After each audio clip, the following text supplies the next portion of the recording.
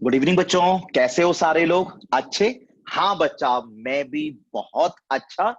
तो मैं तरुण जैन विद्या मंदिर क्लासेस की तरफ से फिर एक बार आपका स्वागत करता हूं कॉम्प्लेक्स नंबर के लास्ट लेक्चर में। बच्चा, आज हमारा कॉम्प्लेक्स नंबर का लेक्चर नंबर 12 है, लास्ट लेक्चर है। मैंने आप बहुत लोगों की कमेंट्स पढ़े थे कि भैया ये करा दो, वो करा दो। बच्चा, जितना मैं अभी कराता हूं ऑफलाइन क्लासेस में भी, मैंने वो सब आपको करा दिया है। जेई मेंस और जेई एडवांस तक के लिए कोई भी कंसेप्ट कॉम्प्लेक्स 1 में छूटा नहीं है। हम कॉम्प्लेक्स 2 भी पढ़ते हैं, बट कॉम्प्लेक्स 2 अगर मैं आपको अभी पढ़ा दूंगा तो आपको आधी चीजें समझ में आएंगी, आधी चीजें समझ में नहीं आएंगी। क्योंकि कॉम्प्लेक्स 2 पढ़ने के लिए we must be comfortable with the coordinate geometry. Straight line क्या होती है, सर्किल क्या होता है, पैराबोला क्या होता है, इलिप्स क्या होता है, हाइपरबोला क्या होता है, वेक्टर्स को रोटेट कैसे करते हैं। तो यार, जब तक आपको कोऑर्डिनेट ज्योमेट्री नहीं आती तब तक मैं आपको कॉम्प्लेक्स नंबर की ज्योमेट्री कैसे करा सकता हूं। तो हम विद्या मंदिर क्लासेस में कॉम्प्लेक्स नंबर को दो पार्ट्स में डिवाइड करते हैं। कॉम्प्लेक्स 1 जो हम 11th में कराते हैं, और आप बच्चे 11th के ही हो, आपको 2022 में जेई देना है, इसलिए 11th वाला कॉम्प्लेक्स नंबर में खत्म करा चुका हूं। और हम कॉम्प्लेक्स 2 12th में कराते हैं। जब आप सारे लोग कोऑर्डिनेट ज्योमेट्री पढ़ लोगे, सारे लोग वेक्टर्स पढ़ लोगे, और जब कोऑर्डिनेट ज्योमेट्री पढ़ लोगे, वेक्टर्स पढ़ लोगे, तो आपको कॉम्प्लेक्स 2 बहुत आसान लगेगा। अभी पढ़ा देता हूं, क्या मतलब है, आधी चीजें समझ में आएंगी ही नहीं। इसलिए हम हमेशा विद्या मंदिर क्लासेस में geometry of complex numbers complex 2 में पढ़ाते हैं, और कॉम्प्लेक्स 2 हम लोग 12th क्लास में कवर करते हैं, 11th में कतई कवर नहीं करते हैं। तो आई होप आपको मैंने क्या बोला है वो आपको समझ में आ गया होगा। और आज का लास्ट लेक्चर है प्रॉपर्टीज ऑफ आर्ग्यूमेंट पर बेस्ड। मैंने आपको आर्ग्यूमेंट बताया था, यस भैया, आपने हमको आर्ग्यूमेंट बताया था, लेकिन मैंने आपको प्रॉपर्टीज ऑफ आर्ग्यूमेंट नहीं बताई थी। हाँ भैया, आपने प्रॉपर्टीज ऑफ आर्ग्यूमेंट नहीं बताई थी। तो बेटा, आज के लेक्चर का हमारा टारगेट है कि we'll cover the properties of argument. तीन प्रॉपर्टीज होती हैं आर्ग्यूमेंट की, बहुत सिंपल सिंपल सी प्रॉपर्टीज होती है, वो पढ़ेंगे। उसके बाद दो हल्के फुल्के प्रॉपर्टीज ऑफ आर्ग्यूमेंट के सवाल करेंगे। उसके बाद एक सवाल बहुत धुआंधार कॉम्प्लेक्स नंबर में ट्राइंगल इनइक्वालिटी का करेंगे, जो कि मैंने आपको लास्ट क्लास में पढ़ाया था। और मैं ये मान के चल रहा हूं कि भाई आप सारे लोग कॉम्प्लेक्स नंबर का लेक्चर 11 और ट्यूटोरियल नंबर 11 देख के आए हो, रिवाइज करके आए हो। तो मैं बहुत अच्छा सवाल कराऊंगा। और लास्ट में, जैसे कि मैंने आप लोगों को लास्ट क्लास में प्रॉमिस किया था, ट्यूटोरियल में प्रॉमिस किया था कि मैं आपको ट्राइंगल इनइक्वालिटी पर बेस्ड 3 सवाल और कराऊंगा, और वो सवाल लास्ट ट्यूटोरियल के क्विक रिवीजन होंगे। मतलब मैं उनमें ज्यादा टाइम नहीं लगाऊंगा, 2-2 मिनट भी नहीं लगाऊंगा, और तुरंत तुरंत खत्म करूंगा। इसके लिए मैंने आपको लास्ट क्लास में भी बोला था, प्लीज बच्चों लेक्चर को, ट्यूटोरियल को रिवाइज करके आना। हाँ भैया, हम आपकी सारी बात मानते हैं, हम लेक्चर भी ट्यूटोरियल भी रिवाइज करके आए हैं भैया। वेरी गुड बच्चा, जो बोलूंगा मानोगे तो जेई में होगा, अगर नहीं मानोगे तो बिलीव मी यार, नहीं होगा। ठीक है बच्चा, थोड़े हार्ड वर्ड्स बोल रहा हूं, बट हाँ, अगर बात नहीं मानोगे तो जेई में नहीं होगा, भूल जाओ जेई, आराम से दुकान वुकान खोल लो बच्चा। ठीक है, तो जो लोग सीरियस हैं उनको मैं बार बार बोलता हूं कि यार थोड़ा सा तो ही पढ़ाता हूं एक दिन में, इतना तो आप घर पे रिवाइज कर ही सकते हैं, वर्कबुक वगैरह सॉल्व कर सकते हैं, प्रॉब्लम की प्रैक्टिस कर सकते हैं। यार इतना भी नहीं करोगे तो कहां से जेई में होगा। यार हार्ड वर्क कभी फेल नहीं होता है, टैलेंट फेल हो सकता है लेकिन हार्ड वर्क कभी फेल नहीं होता है। तो जो बच्चे हार्ड वर्क कर रहे हैं, believe me that hard work always gets paid off, आपको उसका फल जरूर मिलेगा। गीता में भी लिखा है यार, कर्म करते जाओ, फल की चिंता मत करो, मिलेगा जरूर फल भाई, मिलेगा फल जरूर। ठीक है, तो मैंने आज इसलिए इतना टाइम लगाया क्योंकि मैं कॉम्प्लेक्स नंबर का लास्ट लेक्चर करने जा रहा हूं। कॉम्प्लेक्स नंबर बहुत अच्छे से, यार 12 लेक्चर 12 ट्यूटोरियल कौन लेता है इतना। स्टार्टिंग 1 लेक्चर से 12 लेक्चर तक देखना, कम से कम नहीं तो कम से कम नहीं तो आपको कुल मिला के 80 से 90 प्रॉब्लम तो मैंने ही करा दिए होंगे कॉम्प्लेक्स नंबर के। यार 80-90 अगर मैंने करा दिए तो मैं आपसे इतना तो एक्सपेक्ट कर सकता हूं यार 80-90 आप खुद से भी करे होंगे। उतने भी नहीं करोगे तो काम कैसे चलेगा। जितने मैं सवाल कराता हूं उसके 4 गुना सवाल आपको खुद से करने चाहिए बच्चे, तब मजा आएगा। तब मैथ्स पढ़ने में ऐसा लगेगा यार क्या है, मजा आ रहा है बिल्कुल भाई। तो मैथ्स कोई बहुत बड़ा हवा नहीं होता है और मैथ्स कोई हलवा भी नहीं होता है कि रखा, बिना एनर्जी लगाया, बिना काम की और अंदर चला गया। नहीं, थोड़ा सो एफर्ट्स डालना पड़ेगा। जब मैं इतने एफर्ट्स डाल रहा हूं तो यार आपसे तो एक्सपेक्ट कर ही सकता हूं ना कि आप भी एफर्ट्स डालोगे। जेई मुझे तो नहीं देना।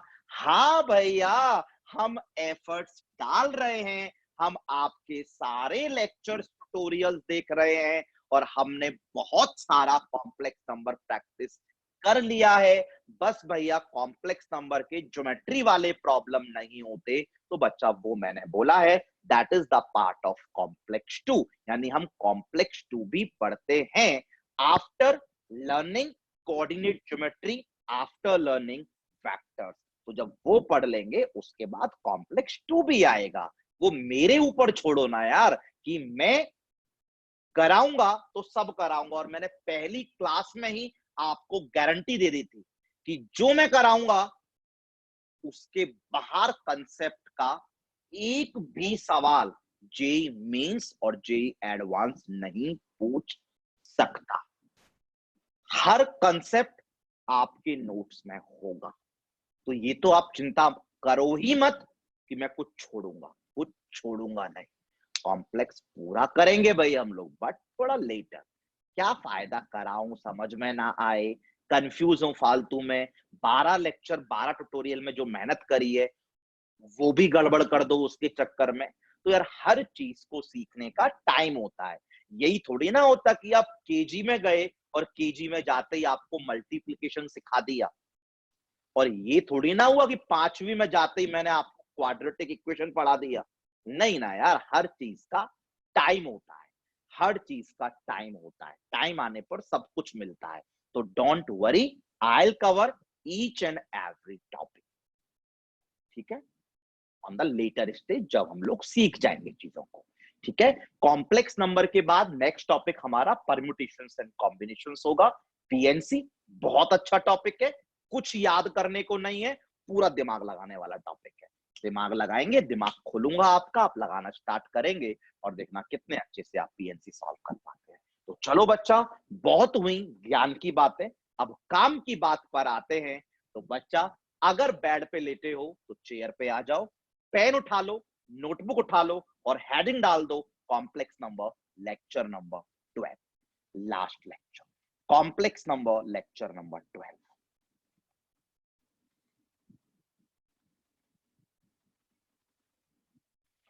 तो we are here for complex numbers lecture number 12। इसके बाद एक ट्यूटोरियल और होगा, उसमें मैं आपको इस लेक्चर के बेस पर सवाल करा दूंगा। यस भैया, और बेटा देख लेना, ये तो कोई नहीं बोल सकता मेरे से कि भैया आपने कॉम्प्लेक्स नंबर अच्छे से नहीं पढ़ाया है। मुझे यकीन है कि मैंने सब कुछ आपको पढ़ा दिया है, और शायद आपको भी यकीन होगा कि मैंने सब कुछ पढ़ा दिया है कॉम्प्लेक्स 1 में। Complex 2 geometry is the second branch of complex number that we learn on the later stage. So put the heading properties of argument.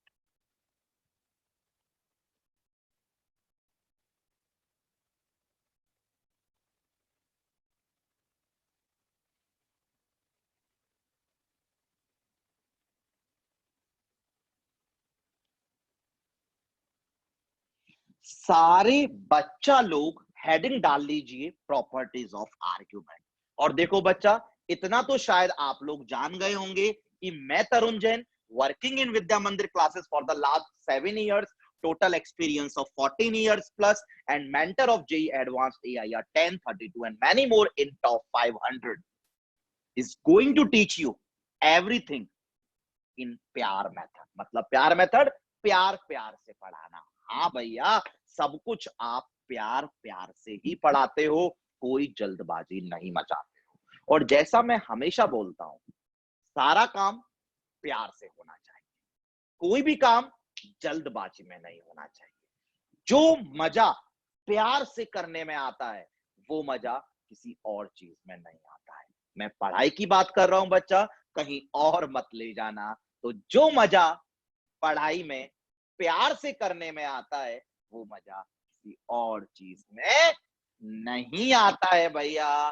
तो चलो बच्चा, प्रॉपर्टीज ऑफ आर्ग्यूमेंट। पहले 3 प्रॉपर्टीज होती हैं, लिखा देता हूं, डराइव करा देता हूं, सवाल करा देता हूं। बहुत आसान है, बहुत आसान है बच्चा, बहुत आसान है। Property number 1, property number 1 is argument of Z1 into Z2। लिख लीजिए बच्चा, argument of Z1 into Z2 is argument of Z1 plus argument of Z2। एक बार लिख लीजिए और फिर याद करने का तरीका भी बता दूंगा बच्चा। पहले एक बार लिख लीजिए, first property is argument of Z1 into Z2 is argument of Z1 plus argument of Z2. Property number 2, argument of Z1 by Z2। तो बताओ बच्चा क्या होना चाहिए? हाँ भैया, थोड़ा थोड़ा दिख तो रहा है, argument of Z1 minus argument of Z2 होना चाहिए। प्रॉपर्टी नंबर 3, बस प्रॉपर्टी खत्म आर्ग्यूमेंट की। आर्ग्यूमेंट ऑफ Z की power n, argument of Z की power n is n times of argument of Z। बच्चा ऐसा करो, पहले सारे लोग अच्छे से ये प्रॉपर्टीज लिख लो, फिर मैं एक्सप्लेन करता हूं। Property number 1 is argument of Z1 into Z2। तो argument Z1 plus argument Z2, argument of Z1 by Z2, argument of Z1 minus argument of Z2। अब property number 3 is argument of Z की power n is n times argument of Z। अब याद कैसे रखना है, उसके लिए एक नोट डाल लो बच्चा। नोट नंबर 1, नोट नंबर 1, या फिर एक ही नोट डाल लेते हैं, लिखिए, to learn these properties, to learn these properties. अगर आपको ये प्रॉपर्टीज याद करनी है, भैया करनी है, हाँ बेटा याद करनी है। To learn these properties, think about log. भैया लॉग कहां से आ गया इसमें? भैया लॉग कहां से आ गया इसमें? तो बेटा मैंने सिर्फ ये बोला है कि आपको प्रॉपर्टी आसानी से याद हो जाए आर्ग्यूमेंट की, इसलिए बस आप लॉग सोच लेना। लॉग सोच लेना इसलिए बोला है, जैसी लॉग की प्रॉपर्टी होती है, वैसी ही आर्ग्यूमेंट की प्रॉपर्टी भी होती है। भैया मजा आ गया। Log of A B is log A plus log B. भैया log of a by b is log a minus log b। भैया log of a की पावर b हम पढ़ते हैं b नीचे आ जाता है भैया। भैया ये तो याद हो गया, क्योंकि log की प्रॉपर्टी तो हमने याद की हुई है और इसकी प्रॉपर्टी तो याद हो गई। यस भैया। तो क्या बताया, जैसी प्रॉपर्टीज लॉग की होती हैं, जैसी प्रॉपर्टीज लॉग की होती हैं भैया, वैसी ही प्रॉपर्टीज आर्ग्यूमेंट की भी होती है, आर्ग्यूमेंट की भी होती है। अब बच्चा बताओ, आपको कुछ अलग याद करना पड़ा? ना भैया, ना भैया, ना भैया, कुछ भी याद नहीं करना पड़ा भैया। यानी लॉग की प्रॉपर्टी याद है, आर्ग्यूमेंट की प्रॉपर्टी भैया खुद से लिख दी, log A plus log B, log of AB। तो argument of Z1 plus argument of Z2, argument of Z1 into Z2, log A minus log B, log of A by B। तो argument of Z1 minus argument of Z2, argument of Z1 by Z2, log of M की power N, भैया N नीचे आ जाता है। तो बच्चा मैंने भी तो बोला N नीचे आ जाता है। यस भैया, मजा आ गया, मजा आ गया, मजा आ गया भैया। भैया सच में मजा आ गया भैया, पक्का? यस भैया। हो गई आप? यस भैया, पक्का? यस भैया। तो चलो अब देखते हैं कि प्रॉपर्टी आई कहां से। भैया आपने प्रॉपर्टी याद तो करा दी, बट बताया नहीं आई कहां से।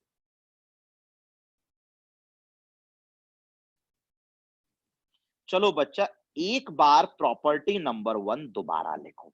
ठीक है भैया, लिख देते हैं। Argument of Z1 into Z2 equal to argument of Z1 plus argument of Z2। भैया ये थी प्रॉपर्टी नंबर 1। ठीक है बच्चा, यही थी प्रॉपर्टी नंबर 1। बच्चा ये बताओ, इस प्रॉपर्टी को प्रूफ करने के लिए हमें सबसे पहले क्या लेने पड़ेंगे? भैया कैसी बात कर रहे हो, दो कॉम्प्लेक्स नंबर लेने पड़ेंगे, Z1 और Z2।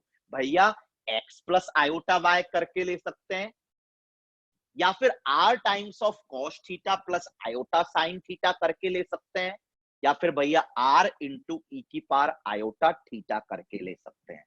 ध्यान से सुनो, इस प्रॉपर्टी को प्रूफ करने के लिए दो कॉम्प्लेक्स नंबर लेने पड़ेंगे। यस भैया, एक कॉम्प्लेक्स नंबर आप x प्लस आयोटा वाई ले सकते हो, या फिर एक कॉम्प्लेक्स नंबर आप पोलर फॉर्म में ले सकते हो, r times of cos theta plus iota sine theta, या फिर एक कॉम्प्लेक्स नंबर आप ऑयलर फॉर्म में ले सकते हो, r इंटू ई की पावर आयोटा थीटा। अब बताओ बच्चा, किस फॉर्म में? तुम क्या भैया, दो कॉम्प्लेक्स नंबर को मल्टीप्लाई कर रखा है भैया, और दो कॉम्प्लेक्स नंबर को मल्टीप्लाई करना बेस्ट ऑयलर फॉर्म में होता है। भैया मजा आ गया। तो भैया पहला complex number Z1 Euler form में R1 इंटू ई की पावर आयोटा थीटा 1 ले लेते हैं। बेटा ये R1 क्या है? भैया क्या मजाक करते हो, ये R1 तो इसका मॉड है। थीटा 1 क्या है? भैया क्या मजाक करते हो, थीटा 1 तो Z1 का आर्ग्यूमेंट है। भैया हमको आता है। अब के लिए क्या लेना है? भैया Z2 लेना है, और क्या लेना है? ले लो भैया, ले लिया। अब क्या करें?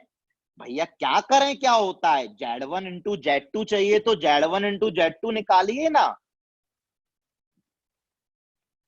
निकालो। R1 इंटू R2 ई की power iota times of theta 1 plus theta 2। बताओ बच्चा ये आया या नहीं आया? हाँ भैया, क्यों नहीं आया? जब दोनों को मल्टीप्लाई करोगे तो R1 R2 आ गया, और जब इन दोनों को मल्टीप्लाई करोगे तो पांचवी क्लास बोलती है बेस सेम है, पार ऐड हो जाएंगे। Very good. बच्चा ये बताओ, आर ई की पार आयोटा थीटा में जो ई के पहले पड़ा होता है वो क्या होता है? भैया वो मॉडुलस होता है। तो बच्चा बताओ भैया, ये जो R1 है भैया, जो ये R1 इंटू R2 है वो तो इसका मॉडुलस है, और भैया ये जो आयोटा के बाद है वो इसका आर्ग्यूमेंट है। तो बच्चा बताओ आपको क्या चाहिए था? भैया argument of Z1 into Z2 चाहिए था। मिल गया? हाँ भैया मिल गया। ये Z1 इंटू Z2 है, ये Z1 इंटू Z2 का मॉडुलस है, और ये Z1 इंटू Z2 का आर्ग्यूमेंट है, और आप Z1 Z2 का ही आर्ग्यूमेंट मांग रहे हो। भैया ये θ1 प्लस θ2, और भैया यकीन मानिए मजा आ गया, मजा आ गया। बताओ बच्चा θ1 क्या है? भैया ये कैसा सवाल है? θ1 तो Z1 का आर्ग्यूमेंट है। θ2 क्या है? भैया ये कैसा सवाल है? ये तो Z2 का आर्ग्यूमेंट है। ये तो Z1 का आर्ग्यूमेंट है, ये तो Z2 का आर्ग्यूमेंट है। बताओ बच्चा प्रूव हुआ या नहीं हुआ? भैया बहुत इजीली प्रूव हो गया। बच्चा ये बताओ, आपको ये कैसे क्लिक किया कि कॉम्प्लेक्स नंबर को ऑयलर फॉर्म में ले लेते हैं? भैया क्या बात कर रहे हो? कॉम्प्लेक्स नंबर्स को मल्टीप्लाई करना है, और मल्टीप्लाई करने के लिए सबसे बेस्ट फॉर्म कॉम्प्लेक्स नंबर की ऑयलर फॉर्म होती है। तो भैया पहला कॉम्प्लेक्स नंबर ऑयलर फॉर्म में ये ले लिया। भैया ये Z1 का आर्ग्यूमेंट। दूसरा कॉम्प्लेक्स नंबर भैया ये ले लिया। भैया ये Z2 का आर्ग्यूमेंट है। भैया मल्टीप्लाई करने की बोल रहा था तो भैया मल्टीप्लाई कर दिया। भैया ये Z1 इंटू Z2 का आर्ग्यूमेंट है। तो भैया Z1 इंटू Z2 का आर्ग्यूमेंट θ1 प्लस θ2। और भैया कितने मजेदार से प्रूव हो गया। सच मानिए भैया मजा आ गया। बेटा अगर आप सच बोल रहे हो कि मजा आ गया तो सेकंड प्रॉपर्टी खुद से प्रूफ करिए। Argument of Z1 upon Z2, चलो बताओ खुद से प्रूफ करिए। भैया हम खुद से प्रूफ करेंगे। भैया argument of Z1 by Z2 निकालना है, तो भैया पहले Z1 और Z2 लेना पड़ेगा, और भैया Z1 एंड Z2 हम ऑयलर फॉर्म में ही ले रहे हैं, क्योंकि भैया कॉम्प्लेक्स नंबर को डिवाइड करने के लिए बेस्ट फॉर्म ऑयलर फॉर्म होती है। तो भैया Z1 ले लेते हैं। R1 इंटू ई की पावर आयोटा θ1। भैया ये Z1 का आर्ग्यूमेंट है ना, वो θ1 हो गया है। कैसे? भैया आपने तो पढ़ाया था कि ये कॉम्प्लेक्स नंबर का मॉडुलस होता है, ये आयोटा के बाद वाला कॉम्प्लेक्स नंबर का आर्ग्यूमेंट होता है। यस बच्चा। भैया एक कॉम्प्लेक्स नंबर Z2 भी ले लेते हैं। भैया आर्ग्यूमेंट की बात करनी है तो आर्ग्यूमेंट साफ साफ दिख रहा है जो आयोटा के साथ है, भैया θ2। भैया argument of Z1 by Z2 पूछ रहा है, तो भैया Z1 बाय Z2 निकाल लेते हैं। भैया Z1 ये था, और भैया Z2 ये था। भैया R1 बाय R2 तो अलग कर देते हैं, और पांचवी क्लास की भैया नॉलेज बोलती है कि बेस सेम हो तो डिवाइड करने पर पार सब्ट्रैक्ट हो जाती। वेरी गुड मेरे बच्चा, वेरी गुड। और भैया ये Z1 बाय Z2 है। बताओ बच्चा ये क्या है? बेटा ई की पावर आयोटा थीटा के जो यहां बाहर पड़ा होता है ये क्या होता है? भैया ये मॉडुलस होता है। किसका? भैया क्या बात कर रहे हो, Z1/Z2 का, और किसका? ये क्या होता है? भैया ये आर्ग्यूमेंट होता है। किसका? क्या बात कर रहे हो भैया, Z1/Z2 का। तो भैया argument of Z1/Z2 is coming out to be θ1 minus θ2। वाह भैया, मजा आ गया। θ1 आपने लिख रखा है आर्ग्यूमेंट ऑफ Z1, और θ2 आपने लिख रखा है भैया आर्ग्यूमेंट ऑफ Z2। अब बताओ बच्चा, मजा आया या नहीं आया? भैया आप इतने प्यार से जो कराते हो, मजा क्यों नहीं आएगा? मजा बिल्कुल आएगा, मजा बिल्कुल आएगा, मजा बिल्कुल आएगा। पक्का? हाँ भैया बिल्कुल पक्का। बढ़े आगे। चलो देखता हूं आपको मजा आया या नहीं आया। अगर मजा आया है ना बच्चा, तो थर्ड प्रॉपर्टी खुद से प्रूफ करके दिखा दीजिए। चलो ये सिंप्लीफाई करिए, कैसे करेंगे? आर्ग्यूमेंट ऑफ Z की पावर n। बच्चा मैं बोल रहा हूं, वीडियो को 15 सेकंड के लिए पॉज करो और 15 सेकंड के अंदर अंदर इस प्रॉपर्टी को सिंप्लीफाई कर दो। भैया बिल्कुल कर देंगे। भैया इसे सिंप्लीफाई करना है, भैया Z लेना पड़ेगा। बेटा Z x plus iota y ले लो। भैया आप कैसी बात कर रहे हो? x प्लस आयोटा y नहीं लेंगे भैया, Z की पावर n है।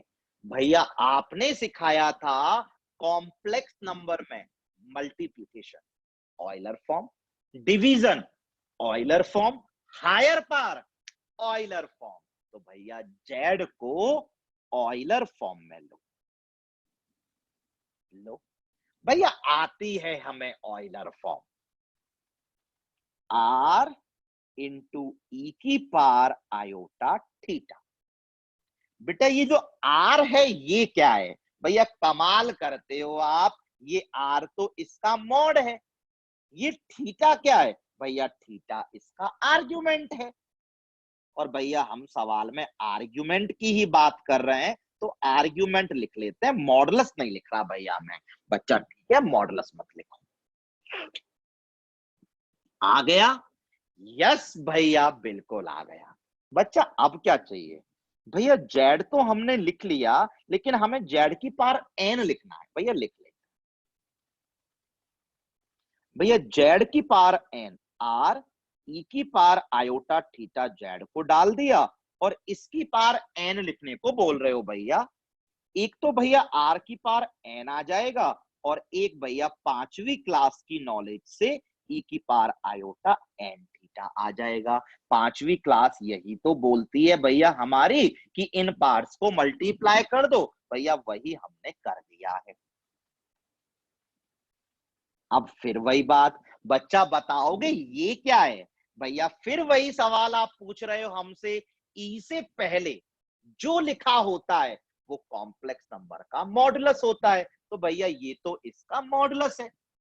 आयोटा के बाद ये क्या भैया? ये तो कॉम्प्लेक्स नंबर का आर्ग्यूमेंट होता है। कौन से कॉम्प्लेक्स नंबर का? भैया दिख तो रहा है, Z की पावर n का। क्या है? n theta. आया समझ में? हाँ भैया क्यों नहीं आएगा। आपने ऑयलर फॉर्म जब इतनी सारी पढ़ाई थी तो कहा था ये R मॉड Z है और ये थीटा आर्ग्यूमेंट ऑफ Z है। तो भैया ये R की पावर n, ई से पहले जो है ये मॉड ऑफ Z की पावर n है, और भैया ये जो n थीटा है आयोटा के बाद वाला नंबर है, ये आर्ग्यूमेंट ऑफ Z की पावर n है।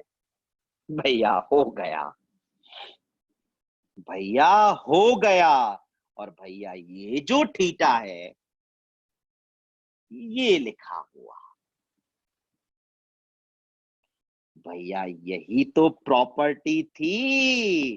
भैया यही तो प्रॉपर्टी थी कि n नीचे आ जाएगा। भैया यही तो प्रॉपर्टी थी कि n नीचे आ जाएगा। चलो बच्चा मुझे एक बात बताओ, आर्ग्यूमेंट की प्रॉपर्टी आप याद कैसे करोगे? भैया बहुत इजीली याद हो गई, क्योंकि हमें लॉग की प्रॉपर्टी आती है। Log A plus log B, log A B, log A minus log B, log A by B, और लॉग एन की power N is N log N. तो भैया उसी अकॉर्डिंगली हमें पहली प्रॉपर्टी याद हो गई, argument of Z1 plus argument of Z2 is argument of Z1 into Z2. Argument of Z1 minus argument of Z2 is argument of Z1 by Z2, and argument of Z की power n आगे आ जाएगा, n आगे आ जाएगा। हो गई याद? Yes भैया, क्यों याद नहीं होंगी? प्रूफ कैसे किया? भैया आप कॉम्प्लेक्स नंबर को मल्टीप्लाई कर रहे हो, डिवाइड कर रहे हो, हायर पावर लगा रहे हो, तो कॉम्प्लेक्स नंबर्स को ऑयलर फॉर्म में लेना सबसे बेस्ट होगा। बताओ बच्चा, समझ में आ गया या नहीं आया? भैया ऐसा कभी हो सकता है क्या कि आप हमें समझाएं और हमें समझ में ना आए? बिल्कुल समझ में आ गया भैया। एक नोट डाल के लिखो, बताना समझ में आता है या नहीं आता है। और पूरा लैंग्वेज में नहीं लिखाऊंगा बच्चा, बताना नहीं समझ में आए तो मना कर देना। बच्चा ये रियल एक्सिस है, यस भैया। ये इमेजिनरी एक्सिस है, यस भैया। तो ये क्या हुआ भैया? ये आर्गन प्लेन हो गया, यस भैया। बच्चा मेरे, मैं आपके लिए एक कॉम्प्लेक्स नंबर यहां बना रहा हूं Z1, ठीक है? एक कॉम्प्लेक्स नंबर मैं आपके लिए बच्चा यहां बना रहा हूं Z2, यस भैया। एक कॉम्प्लेक्स नंबर बच्चा मैं आपके लिए यहां बना रहा हूं Z3, यस भैया। और बच्चा एक कॉम्प्लेक्स नंबर मैं आपके लिए यहां बना रहा हूं Z4, और बच्चा एक कॉम्प्लेक्स नंबर मैं आपके लिए यहां बना रहा हूं Z5, ओरिजिन पे ही बनाया। अलग अलग कलर, अच्छे अच्छे रंगीन डायग्राम लग रहा है ना बच्चा? हाँ भैया, बिल्कुल रंगीन लग रहा है, ठीक है। तो बेटा एक बार इस नोट में जल्दी से बता दीजिए, एक बार बता देता हूं, आता तो सबको है ही है। बताओ आर्ग्यूमेंट ऑफ Z1 क्या है? चलो बच्चा, मैं आपको नहीं बता रहा, आप मुझे बताओ Z1 का आर्ग्यूमेंट क्या है? भैया कैसी बात कर रहे हो? कॉम्प्लेक्स नंबर के पहले दूसरे लेक्चर में ही आपने हमें आर्ग्यूमेंट बता दिया था, याद है? भैया क्यों याद नहीं होगा? आप हमसे Z1 का आर्ग्यूमेंट पूछ रहे हैं, तो भैया हम Z1 को ओरिजिन से ज्वाइन करेंगे, और भैया एरो हम Z1 की तरफ लगाएंगे, और भैया अब हम इस लाइन का एंगल देखेंगे पॉजिटिव एक्स एक्सिस के साथ। भैया आपने कहा था पॉजिटिव रियल एक्सिस से चलना है, और तब तक चलना है जब तक वो लाइन या वो रे ना मिल जाए। हाँ भैया, दोबारा बताओ। भैया आर्ग्यूमेंट का मतलब आपने बताया था। भैया अगर हमें आर्ग्यूमेंट ऑफ जेड निकालना है, तो भैया आपने बताया था जेड को ओरिजिन से ज्वाइन करो, जेड की तरफ एरो बनाओ, पॉजिटिव रियल एक्सिस से चलना स्टार्ट करो, एंटी क्लॉकवाइज में चलना स्टार्ट करो, जब तक चलो तब तक वो लाइन या रे ना मिल जाए, और जो एंगल बनेगा उसे भैया हम आर्ग्यूमेंट बोलते थे। तो बच्चा जल्दी बता दो बेटा, मैं आपसे Z1 का आर्ग्यूमेंट पूछ रहा हूं। ये Z1 है, यस भैया। ओरिजिन से Z1 को ज्वाइन करेंगे, यस भैया। एरो Z1 की तरफ लगाएंगे, यस भैया। पॉजिटिव रियल एक्सिस से चलना स्टार्ट करेंगे, यस भैया। एंटी क्लॉकवाइज में चलेंगे, यस भैया। और तब तक चलेंगे जब तक रे ना मिल जाए।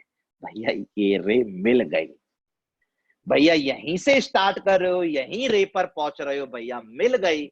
एंगल कुछ भी ना बना भैया, एंगल 0 डिग्री बना भैया। आया भैया, इतने प्यार से कराओगे तो किसी को भी आ जाएगा। तो चलो बच्चा, देखता हूं आया या सिर्फ फिरकी ले रहे। ठीक है भैया। Z2 का आर्ग्यूमेंट, भैया पहले Z2 और ओरिजिन को ज्वाइन कर देते हैं। भैया Z2 की तरफ एरो लगा देते हैं और भैया पॉजिटिव रियल एक्सिस से चलना है, एंटी क्लॉकवाइज डायरेक्शन में चलना है और तब तक चलना है जब तक रे ना मिल जाए। भैया ये तो पाई का एंगल मिल गया, 180 डिग्री का एंगल मिल गया, पाई का एंगल मिल गया, मिल गया, मिल गया। चलो, आर्ग्यूमेंट ऑफ Z3 आया। हाँ भैया आया। ओरिजिन से Z3 को ज्वाइन कर देते हैं भैया, एरो Z3 की तरफ लगा देते हैं भैया, पॉजिटिव रियल एक्सिस से चलना है भैया और एंटी क्लॉकवाइज में चलना है भैया। ये एंगल जो बना साफ साफ दिख रहा है भैया, 90 डिग्री, π/2। आ रहा है मजा? यस भैया, आ रहा है मजा। आर्ग्यूमेंट ऑफ Z4, यस भैया। ओरिजिन से Z4 को ज्वाइन करते हैं, Z4 की तरफ एरो लगाते हैं, पॉजिटिव रियल एक्सिस से एंटी क्लॉक में चलना है और तब तक चलना है तब तक ये रे ना ऑब्टेन हो जाए। भैया ये तो 180 प्लस 90, 270 का एंगल आ गया, 3π/2 का एंगल आ गया।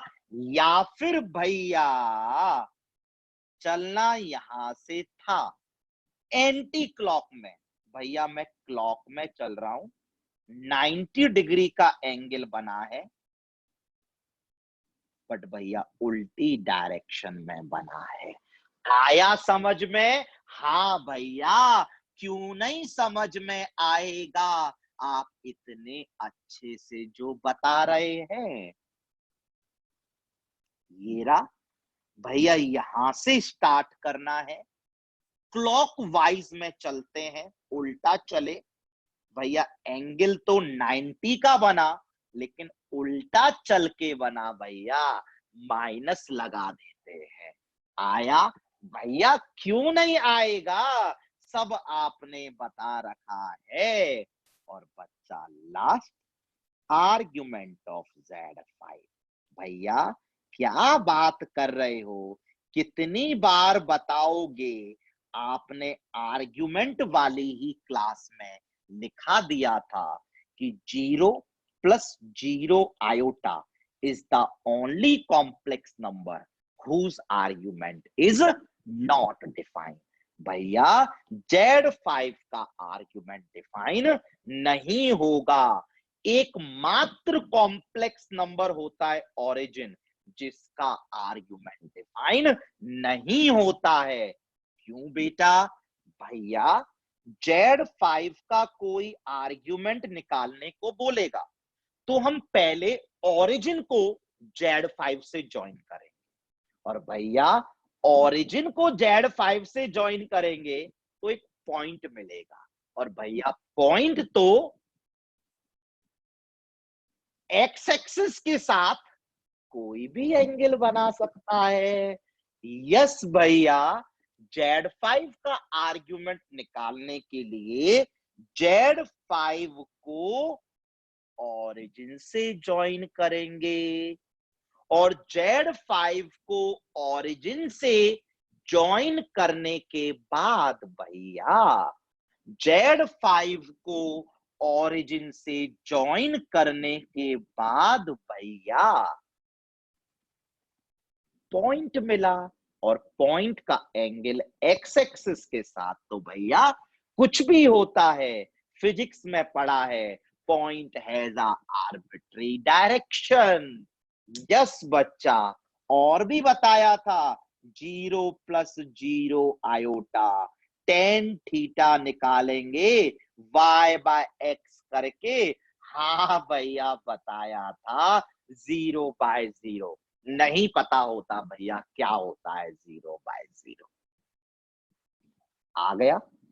यस भैया, पक्का? तो बेटा मैंने सिर्फ इतना बताया, अगर कॉम्प्लेक्स नंबर इधर होगा तो भैया आर्ग्यूमेंट 0 होगा, अगर कॉम्प्लेक्स नंबर इधर होगा तो आर्ग्यूमेंट पाई होगा, अगर कॉम्प्लेक्स नंबर इधर होगा तो आर्ग्यूमेंट पाई बाय 2 होगा, अगर कॉम्प्लेक्स नंबर इधर होगा तो आर्ग्यूमेंट माइनस पाई बाय 2 होगा, और अगर कॉम्प्लेक्स नंबर ओरिजिन होगा तो आर्ग्यूमेंट डिफाइन नहीं होगा। तो चलो बच्चा, समझ में आया या नहीं आया? भैया आज तक ऐसा हुआ है क्या कि आप कराओ और समझ में ना आए? वेरी गुड बच्चा।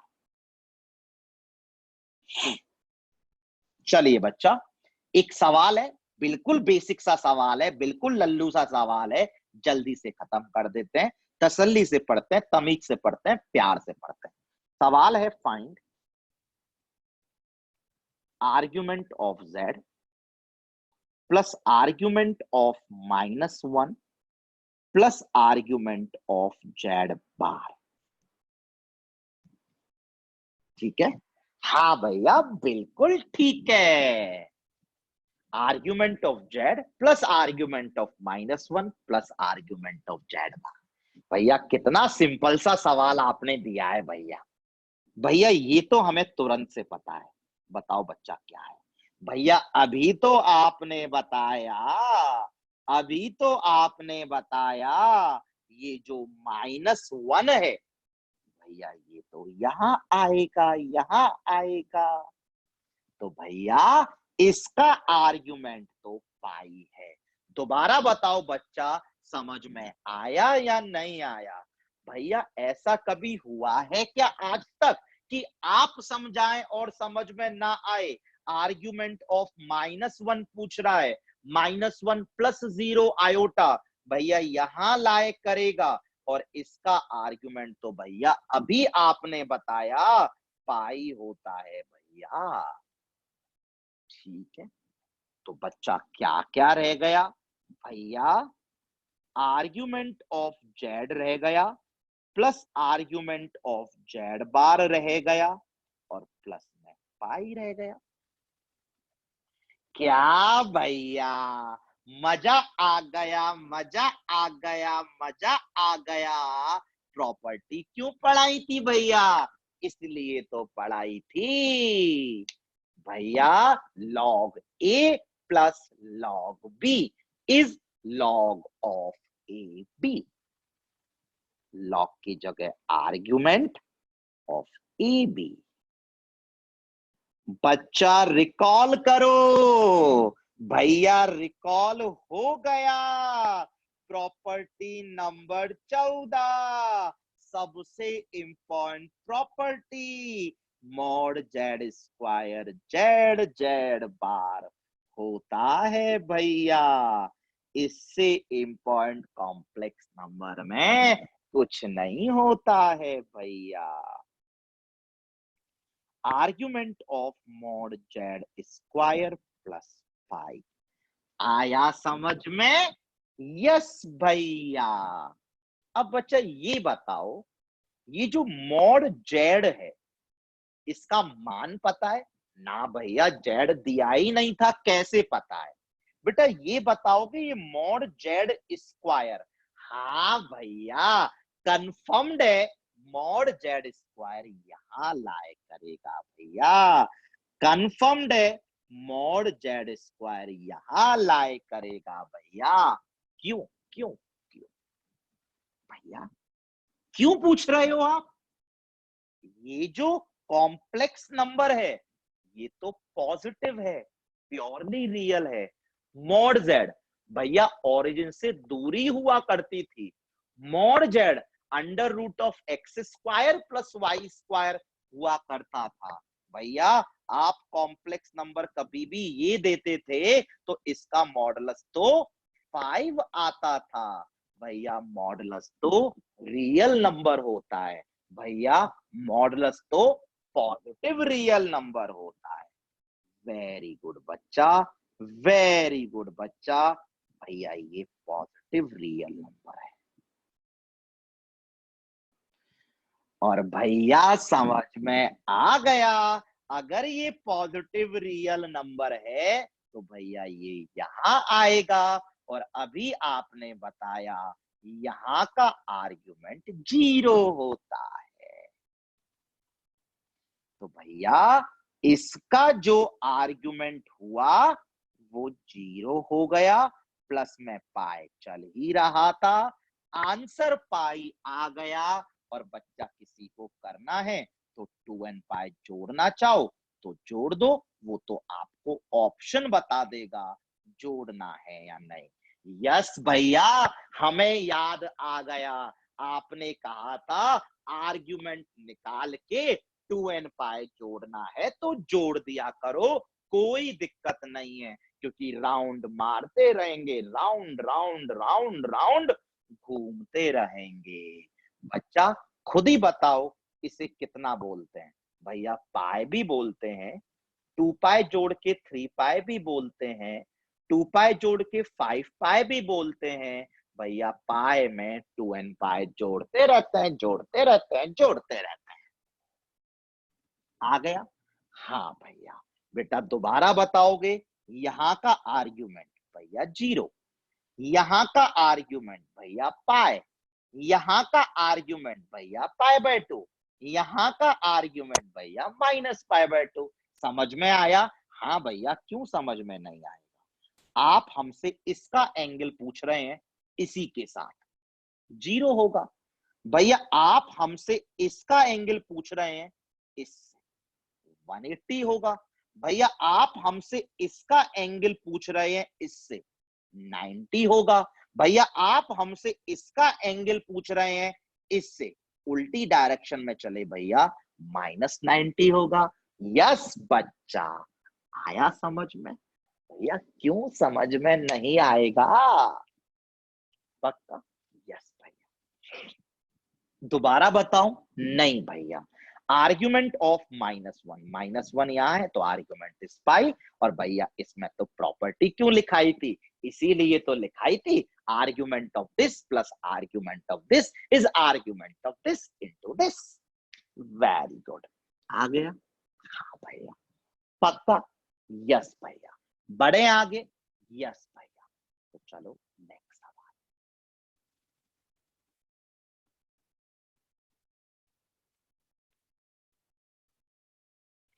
अच्छे से पढ़ेंगे।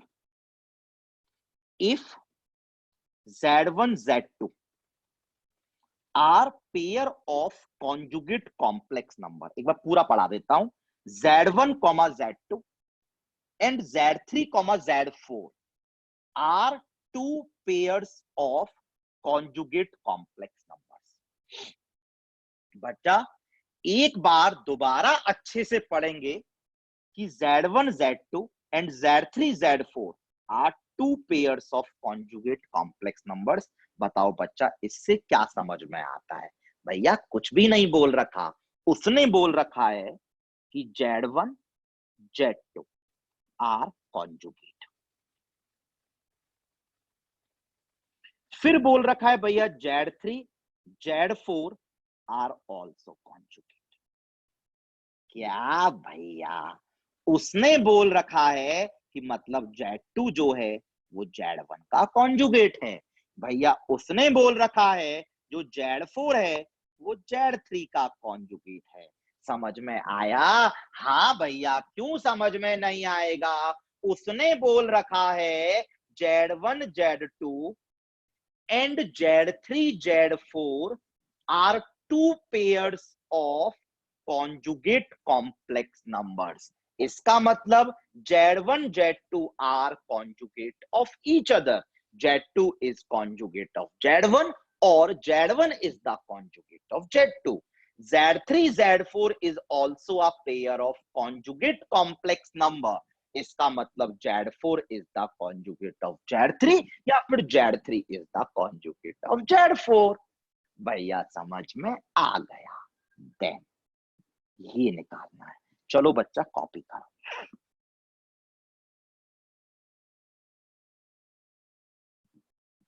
Argument of Z1 by Z3 plus argument of Z2 by Z4, ये निकालना है बच्चा। 15 सेकंड के लिए वीडियो पॉज करो और खुद से खत्म कर दो इस सवाल, हो जाएगा यकीनन।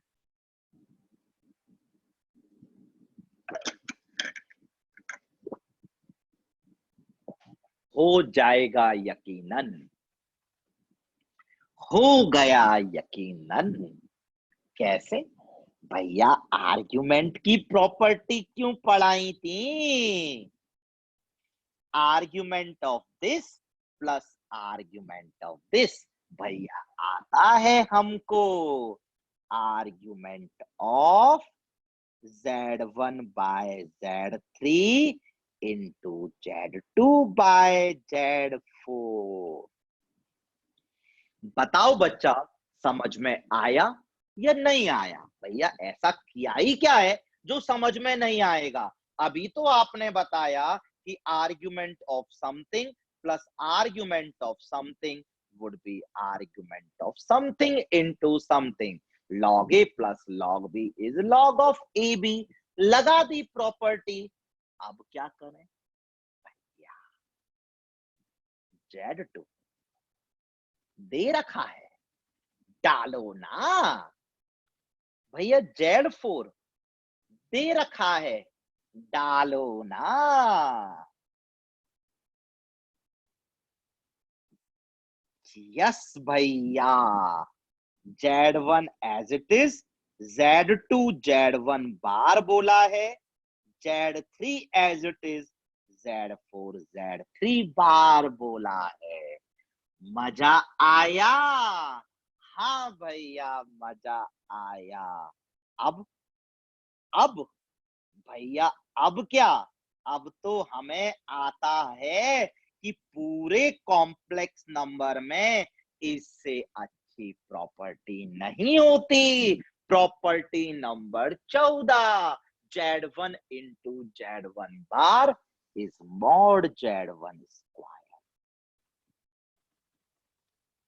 भैया Z3 इंटू Z3 बार मॉड Z3 स्क्वायर। भैया मजा आ गया, मजा आ गया, मजा आ गया। ये एक रियल नंबर है, वो भी पॉजिटिव। भैया ये भी एक रियल नंबर है, वो भी पॉजिटिव। इसका मतलब भैया ये एक पॉजिटिव रियल नंबर है। भैया ये एक पॉजिटिव रियल नंबर है। क्या भैया? और भैया पॉजिटिव रियल नंबर है तो यहां आएगा और यहां आएगा तो आर्ग्यूमेंट 0 आएगा। यस भैया पक्का? यस भैया पक्का? पक्का? यस भैया बिल्कुल पक्का। सच बताओ पक्का? हाँ भैया बिल्कुल पक्का। सच्ची? हाँ भैया सच्ची। पक्का ना? यस भैया। ये एक कॉम्प्लेक्स नंबर है लेकिन पॉजिटिव रियल है, प्योरली रियल। ये भी एक पॉजिटिव रियल है। ये पूरा का पूरा कॉम्प्लेक्स नंबर प्योरली रियल है, पॉजिटिव है। इसमें कोई इमेजिनरी पार्ट तो आएगा ही नहीं। भैया इसका मतलब ये कॉम्प्लेक्स नंबर यहां आएगा और यहां आएगा तो भैया इसका आर्ग्यूमेंट 90 डिग्री, इसका आर्ग्यूमेंट सॉरी बच्चा 0 डिग्री आएगा। पक्का समझ में आया? हाँ भैया क्यों समझ में नहीं आया? मॉड Z1 दूरी होती है, दूरी तो एक रियल होती है, पॉजिटिव होती है। ये रियल पॉजिटिव, ये रियल पॉजिटिव, इसका मतलब it is a positive real number, it has to lie here. और अगर ये यहां लाई करेगा तो ये इसी के साथ जीरो का एंगल बनाएगा। और भैया to be more precise 2n pi और जोड़ देते हैं। पता नहीं ऑप्शन में जीरो लिखा होगा तो जीरो मार्क कराएंगे, 2 पाई लिखा होगा 2 पाई मार्क कराएंगे, 4 पाई लिखा होगा 4 पाई मार्क कराएंगे, 100 पाई लिखा होगा 100 पाई मार्क कराएंगे, 2n पाई लिखा होगा 2n पाई मार्क कराएंगे। क्योंकि भैया इसको जीरो भी बोलते हैं, 2 पाई भी बोलते हैं, 4 पाई भी बोलते हैं, 6 पाई भी बोलते हैं। और भैया कितनी बात बताया, आर्ग्यूमेंट में लास्ट में 2n पाई ऐड कर दिया करो अगर सवाल मांग रहा है तो, ऑप्शंस मांग रहे हैं तो। यस भैया, यस भैया, अगर ऑप्शंस मांग रहे हैं तो मांग लेते हैं, कोई दिक्कत नहीं है, हमें याद है। बताओ समझ में आया या नहीं आया भैया? यकीनन समझ में आया। अच्छे से बताओ, मतलब सच बताओ। हाँ भैया, क्यों नहीं आया? आर्ग्यूमेंट की प्रॉपर्टी ने कमाल कर दिया भैया। Argument of this plus argument of this would be argument of this into this। भैया Z2 Z1 बार दिया था, भैया Z4 Z3 बार दिया था। और भैया प्रॉपर्टी नंबर 14 से अच्छा कुछ नहीं होता, मॉड Z1 स्क्वायर। प्रॉपर्टी 14 से अच्छा भैया कुछ नहीं होता। भैया ये भी पॉजिटिव रियल नंबर, ये भी पॉजिटिव रियल नंबर, पूरा पॉजिटिव रियल नंबर तो यहां आएगा। यहां आएगा तो आर्ग्यूमेंट ये रे, ये लाइन इसके साथ जीरो ही बनाएगा, जीरो। लास्ट में अगर ऑप्शन की रिक्वायरमेंट होगी तो 2n पाई भैया ऐड कर देंगे, नहीं रिक्वायरमेंट होगी, ऑप्शन में जीरो ही पड़ा है तो जीरो मार्क करके आ जाएंगे। समझ में आया भैया? ऐसे कैसे हो सकता है कि समझ में ना आए? पक्का? हाँ भैया पक्का। तो चलो बच्चा, एक लास्ट सवाल कराता हूं ट्रायंगल इनइक्वालिटी का, आपको पहचानना है। और ये सवाल यकीन मानिएगा important for J means 3 star, also important for J advance 5 star. यानी ज्यादा चांसेस इसके पूछने के J एडवांस में है। और बच्चा यकीन मानिएगा, मैं आपको आज एक ऐसा सवाल करा रहा हूं, और तुम जो भी बुक करोगे ना, जो भी बुक करोगे, ऑब्जेक्टिव वाली आर.डी. शर्मा करोगे, जी तिवानी सिंगेज करोगे, अरियंत करोगे, विद्या मंदिर का वर्कबुक करोगे, कुछ भी करोगे, इस तरह के सवाल आपको थोक के भाव मिलेंगे। अच्छा सवाल होता है, इंपॉर्टेंट सवाल होता है, लेंदी सवाल होता है, कैलकुलेशन वाला सवाल होता है। और अगर हम सारी कैलकुलेशन से कंफर्टेबल हैं तो हम सवाल को सॉल्व कर देंगे। तो चलो बच्चा, अच्छे से सवाल को एनालाइज करते हैं। बच्चे एक बात बताओ, क्या मैं आपको सिर्फ सवाल सॉल्व करवाता हूं? सिर्फ सॉल्व? नहीं भैया, आप सवाल को सॉल्व तो बाद में कराते हो, पहले सोचना सिखाते हो कि सवाल कौन से टॉपिक का है। टॉपिक का पता लग जाता है तो कैसे कैसे आगे बढ़ना है वो सब आपने एनालाइज कराया हुआ है भैया। तो चलो, find the greatest and least value of mod Z लिखिए। टू फाइंड मॉड जेड की greatest value and mod Z की लीस्ट वैल्यू। भैया सवाल तो यहीं पे चमक गया हमको, मॉड जेड की ग्रेटेस्ट, मॉड जेड की लीस्ट। आपने चीख चीख के बोला था कि मॉड के अंदर कॉम्प्लेक्स नंबर आए और उसकी कोई ग्रेटेस्ट एंड लीस्ट पूछे तो वो सवाल ट्रायंगल इनइक्वालिटी का होता है।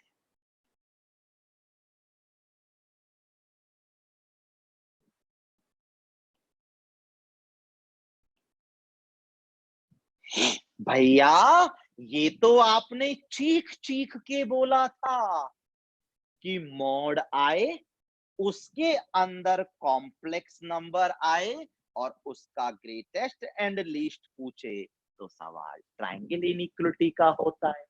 भैया आपने चीख चीख के बोला था कि ट्रायंगल इनइक्वलिटी का सवाल है, तो सबसे पहले ट्रायंगल इनइक्वलिटी लिखनी पड़ेगी। यस भैया आती है।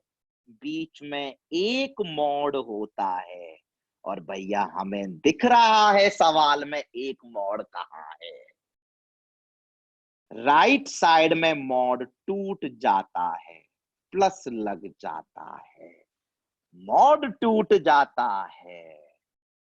लेफ्ट साइड में मॉड टूट जाता है, माइनस लग जाता है। भैया आंसर नेगेटिव ना आ जाए, इसलिए पॉजिटिव करने के लिए एक बड़ा मॉड लगा दिया जाता है। भैया ये आ गया कहीं से 1 और ये आ गया 100, तो भैया ये तो -99 हो जाएगा। बट भैया मॉड कर रहे हो तो 99 लिखो ना। हाँ भैया, अब सवाल पढ़ना है। भैया ट्रायंगल इनइक्वलिटी लिख दी और भैया हमें सवाल में चमक रहा है, ये 2 दिया हुआ है। भैया एक ही मॉड लगा हुआ है और भैया एक ही मॉड बीच में होता है, बीच में होता है। भैया एक मॉड दिया हुआ है, एक मॉड बीच में होता है। भैया पहला कॉम्प्लेक्स नंबर जेड है। भैया पहले कॉम्प्लेक्स नंबर के बाद प्लस लगा होना चाहिए, तो हाँ बच्चा प्लस लगा हुआ है। हाँ भैया पहला कॉम्प्लेक्स नंबर जेड है, बीच में प्लस है और भैया दूसरा कॉम्प्लेक्स नंबर -4/z है।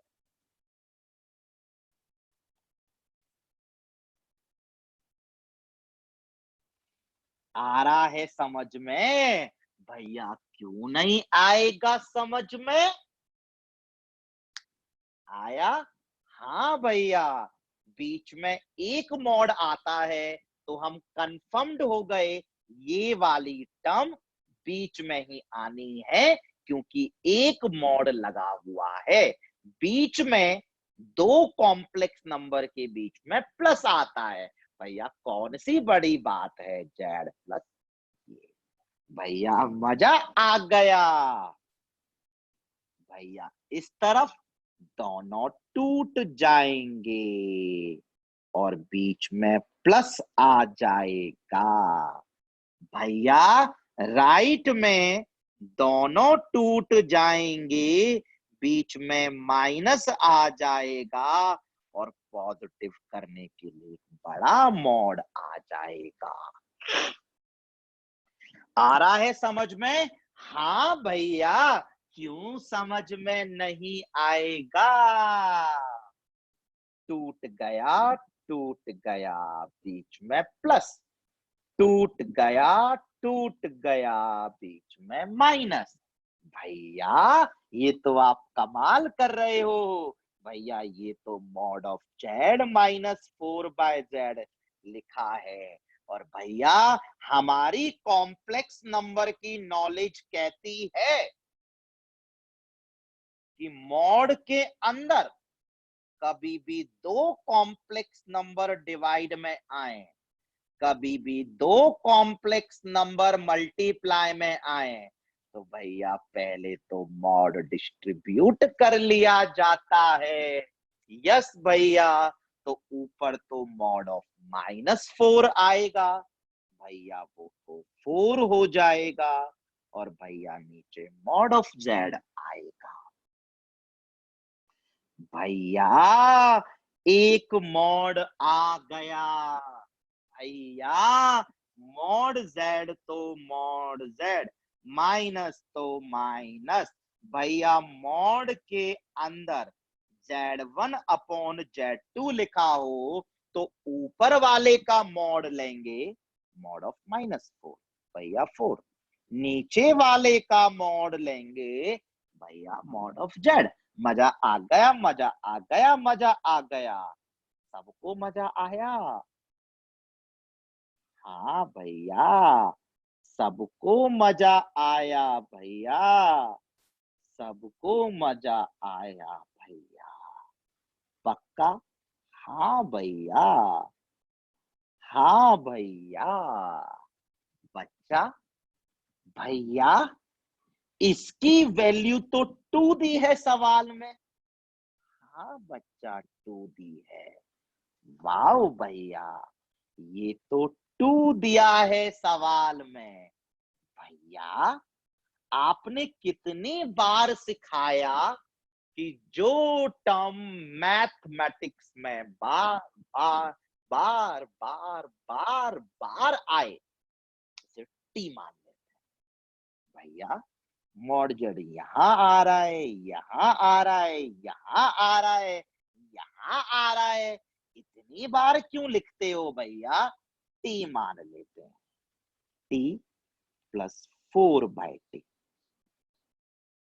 मॉडुलस ऑफ टी -4/t आया? हाँ भैया, क्यों नहीं आएगा? जो टर्म मैथमेटिक्स में बार बार बार बार दिखती है उसे टी मान लेते। अब होती है असली कैलकुलेशन स्टार्ट। बच्चा बेटा बताओगे ये क्या है? भैया अब तो हमें इनइक्वालिटी सॉल्व करनी है। कितनी इनइक्वालिटी है बेटा? भैया एक इनइक्वालिटी पहले ये सॉल्व करेंगे, फिर ये वाली इनइक्वालिटी सॉल्व करेंगे, और फिर भैया दोनों का कॉमन पोर्शन लेंगे। ये 2 से छोटा भी होना चाहिए एंड 2 इससे भी छोटा होना चाहिए।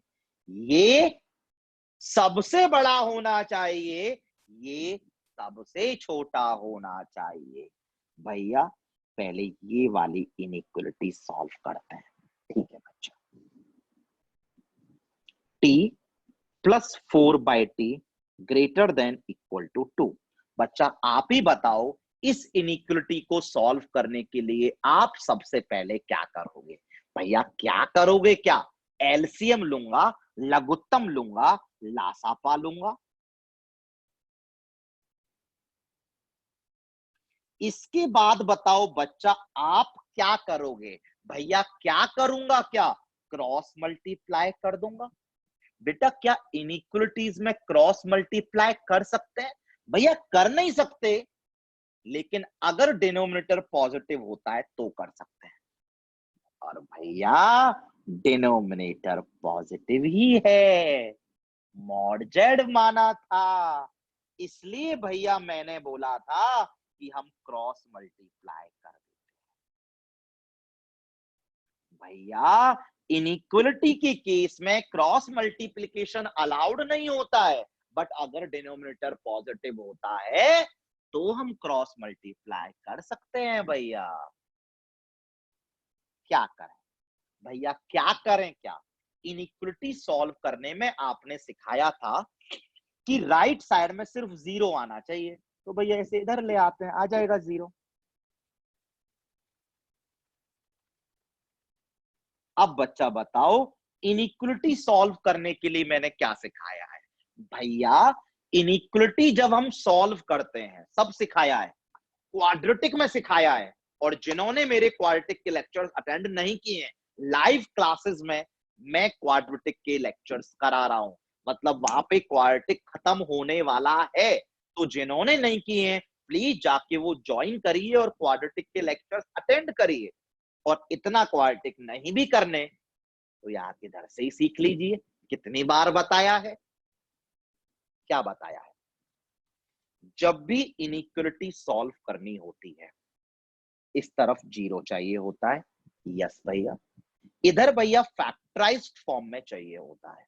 तो भैया पहले हम इसे फैक्टराइज करेंगे। फैक्टराइज के लिए भैया पहला तरीका मिडिल टर्म स्प्लिटिंग, बीच वाली टर्म को तोड़ दें। भैया नहीं टूट रही, नहीं टूटती तो भैया क्वाड्रेटिक फॉर्मूला। भैया क्वाड्रेटिक फॉर्मूला भी नहीं लग रहा, वजह बताओ भैया। क्वाड्रेटिक फॉर्मूला भी नहीं लग रहा, वजह बताओ भैया। इसका d लेस देन 0 आ रहा है। वाओ बच्चा, d लेस देन 0 आ रहा है। यस भैया, b स्क्वायर माइनस 4ac। क्या बताया था कि जैसे ही आप इनइक्वलिटी सॉल्व करो और d लेस देन 0 आ जाए, भैया याद आ गया, आपने बताया था a के बारे में भी कमेंट कर दो। a बोले तो भैया कोएफिशिएंट ऑफ t स्क्वायर 1 है भैया, पॉजिटिव है। भैया मजा आ गया, मजा आ गया। और अब आपने हमको बताया है अगर a ग्रेटर देन 0 है एंड d लेस देन 0 है तो उस क्वाड्रेटिक का आंसर हमेशा पॉजिटिव आता है। और भैया आपने बताया है अगर d लेस देन 0 है एंड a ग्रेटर देन 0 है तो आंसर हमेशा पॉजिटिव आता है, हमेशा पॉजिटिव आता है, हमेशा पॉजिटिव आता है, हमेशा पॉजिटिव आता है। तो भैया इस इनइक्वलिटी का answer t belongs to r हो गया, क्योंकि आपने ही तो बोला भैया कि इसका आंसर हमेशा पॉजिटिव आता है। मतलब t जो भी डालो सब सही है, सब चंगासी। टी कुछ भी डालो हमेशा पॉजिटिव आएगा, हमेशा पॉजिटिव आएगा। मतलब टी को 1 डालो तो भी इनइक्वलिटी सेटिस्फाई होगी, टी को 100 डालो तो भी इनइक्वलिटी सेटिस्फाई होगी, टी को -100 डालो तो भी इनइक्वलिटी सेटिस्फाई होगी, टी को -500/3 डालो तो भी इनइक्वलिटी सेटिस्फाई होगी। क्योंकि भैया आप बोल रहे हो a greater than 0 d less than 0 का मतलब क्वाड्रेटिक का आंसर हमेशा पॉजिटिव आता है। टी जो भी डालो पॉजिटिव ही आएगा, टी जो भी डालो इनइक्वलिटी सेटिस्फाई होगी, टी बिलोंग्स टू। ये हमारा इनइक्वलिटी वाला है। अगर अटेंड कर सकते हो वो लाइव क्लासेस तो जरूर करिए बच्चा, यकीन मानिए बहुत फायदा होने वाला है। और अगर नहीं कर सकते तो भी बच्चा कोई दिक्कत नहीं है, यहां सिखा रहा हूं ना सारा। ध्यान रखो क्वाड्रेटिक आप लोगों ने, मैंने नहीं कराया बट आप लोगों ने क्वाड्रेटिक पढ़ा होगा, नहीं पढ़ा होगा तो मैंने ऑर्डर बता दिया है, एक बार जब रिवाइज करूंगा और बता दूंगा। यस भाई। तो भैया ये इनइक्वलिटी तो सॉल्व कर ली भैया, अब ये इनइक्वलिटी तो सॉल्व करो हमारे भैया। करता हूं बच्चा।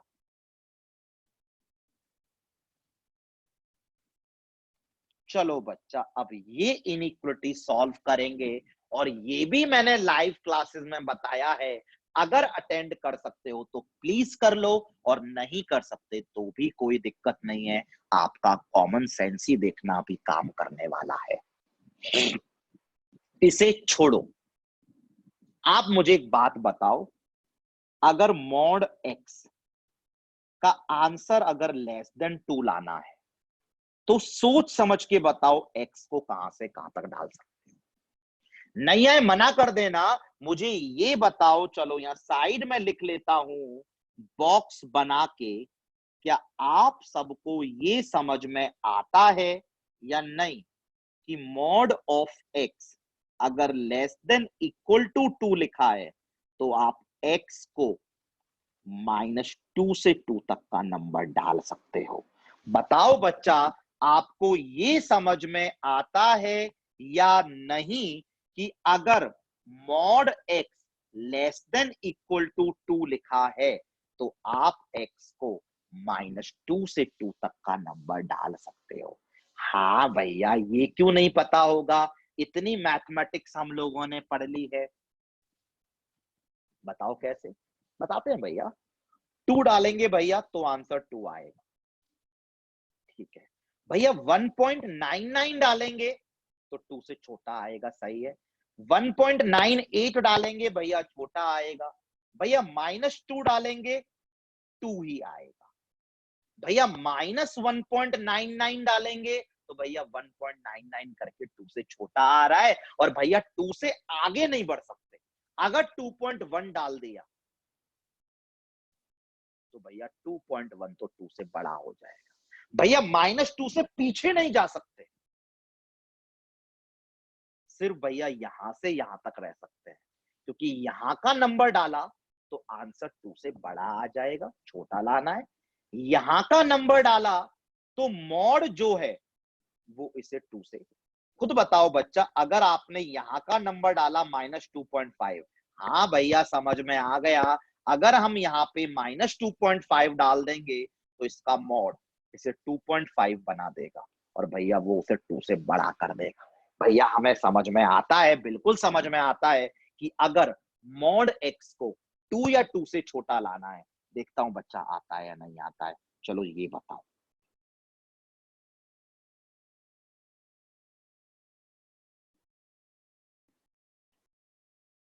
Mod X less than equal to 7।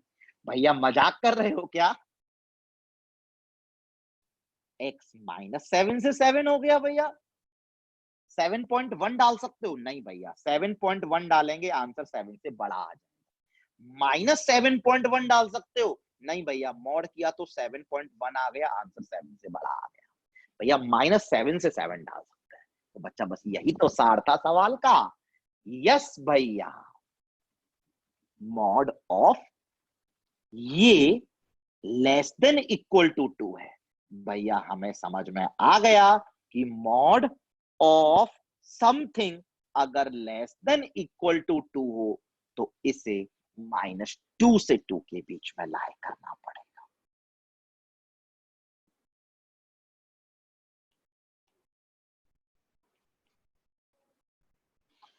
आ गया। हाँ भैया आ गया। हाँ भैया आ गया। पक्का? हाँ भैया।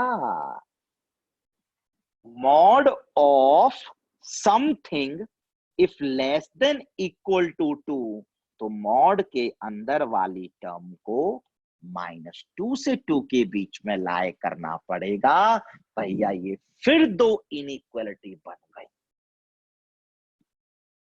तो बच्चा चलो पहले ये इनइक्वालिटी सॉल्व करते हैं। और मैं आपको एक बात बहुत अच्छे से बता देता हूं, अगर आपने घर जाके ये सवाल अपने आप से दोबारा नहीं किया तो यकीन मानिएगा एग्जाम में कभी नहीं होगा। आपको करना है, क्योंकि आप करोगे तो ही एग्जाम में कर पाओगे। एंड और ज्यादा बात करें तो बेटा सवाल को 3-4 मिनट में भी करके आना है एग्जाम में। सवाल देखो कितना लेंदी हो चुका है, और अभी तो सवाल में बहुत कुछ करना बाकी है। तो 3 से 4 मिनट में ये सवाल, मुझे यकीन है, मैं हर साल बच्चों को कराता हूं, 14 साल से कराने लग रहा हूं। बच्चे 2-3 मिनट में ही खत्म कर देते हैं। क्यों भैया, इतना लंबा सवाल 2-3 मिनट में खत्म कर देते हैं? हाँ बेटा, क्योंकि वो घर जाके प्रैक्टिस करते हैं। और चिंता ना करो, मैं एक सवाल ऐसा ट्यूटोरियल में और करा दूंगा अगर आप रिवाइज करके आओगे। ठीक है भैया, फिर तो ठीक है भैया, हम रिवाइज करके आएंगे और ट्यूटोरियल वाला सवाल फिर हम लोग खुद से करेंगे आपसे पहले। यस बच्चा, तो चलो बेटा सॉल्व करते हैं। क्या करें भैया, एलसीएम ले लेते हैं।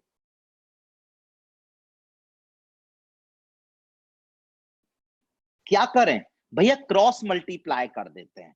क्या इनइक्वलिटी के केस में क्रॉस मल्टीप्लिकेशन अलाउड होता है? नहीं भैया, बट अगर ये पॉजिटिव है तो अलाउड होता है। और भैया टी आपने मॉड जड़ को बोल रखा था, पॉजिटिव ही है, यानी क्रॉस मल्टीप्लिकेशन अलाउड है भैया।